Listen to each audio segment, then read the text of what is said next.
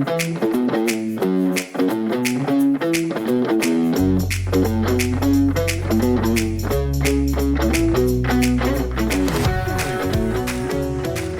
is siding day, so I want to show you 3 awesome tips for getting started with siding before you ever nail up a piece of siding. Step 1, let's paint 1 coat of paint on the siding, including the edges, and I'm going to show you how. Here we go.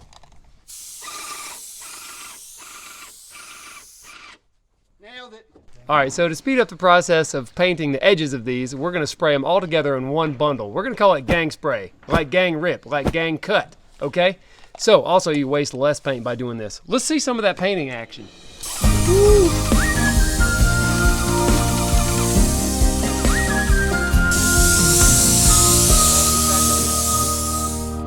Okay, so we're only doing 1 coat of paint on the ground. We'll do the 2nd coat after it's been nailed up because we gotta caulk it, all the nail holes to be filled, and things like that. So then we'll do our final coat in place.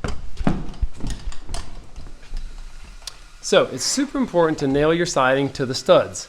Now, if you put builder's wrap on a house like we do, you can't see the studs anymore. So in order to be able to mark and find them and nail them accurately, we use the stud finder. After you find the stud, mark a line with your 6-foot level, and then you can hit each stud with a nail. If you're sure that all your layout is on a 16 or a 24-inch center, all you need to do is find 1 stud on each wall.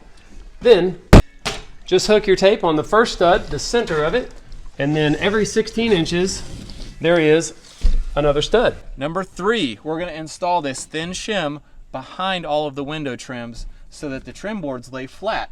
This window has a flange on it that's about 1/8 of an inch thick, maybe a hair thicker, but that's enough to make the trim boards tilt just a little bit and look bad. When we nail this shim on, we'll make our trim boards sit perfectly flat and look really nice.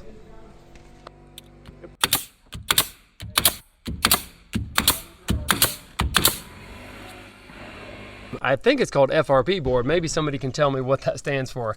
I have no idea, but I'll tell you what I do know. It's relatively inexpensive. It's some kind of plastic or vinyl or PVC, so it will never rot, and it's available everywhere. Did you say a bonus tip? Something about a bonus tip? Yeah. All right, I got one for you. Here it is. Use your scrap plywood, OSB from the job. Everybody's got a lot of this stuff in little strips. We're going to nail it inside the house, right beside a window, so that our siding has something to nail to beside the Jack and King stud. And it won't take up room where insulation would normally be. That's right. Yeah, efficient. Okay, so we're going to nail some 1/2-inch plywood to some 1/2-inch plywood with these 1-inch long staples that fit in this little gun. Narrow crown, right? Narrow crown, 7/32 by 1 inch, 18 gauge, galvanized. Bingo, there it is. All right, so the problem is when you nail trim on the outside, it covers these 2 studs, and the only thing left to nail your siding to by the window is this 1/2-inch OSB. Not great, so we're going to triple that, and so it has something good for the nail to bite into.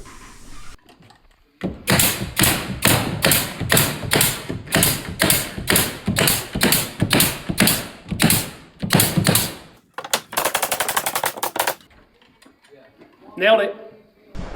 Next tip, number 4. Let's chalk lines to represent the top of our siding on every row. Here's how you do it. Our siding is going to hang down 1 inch below the OSB. Our siding is 8 inches tall. You can see my tape is extended past by 1 inch. Now the top of my siding board is going to be here at 8 inches. Now I didn't mark it on the corner because I'm going to have a corner board here that will cover right there, okay? So don't do your layout behind the corner board. There it is. All right, now we know where the top of our first row of siding is, but let's mark some more. We're going to use a 6.5-inch reveal. And so I'm going to put the start of my tape on our first board. And you can see I've put a little X on my tape at 6.5. And then the next increment, 13. The next, 19.5, and up to 26. It's good to put marks on your tape so you don't really have to think or remember the number. Next thing is to chalk the lines that connect our marks to make sure that our siding is running perfectly straight and flat.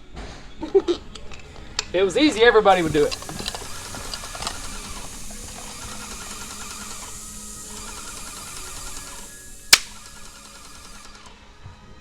All right, what step is this? I don't know. 5 or 6? I don't know. It's a step that you should do. Okay, This we're going to call it a starter strip or a little kicker, we might say. It's going to go behind and below the first board of siding.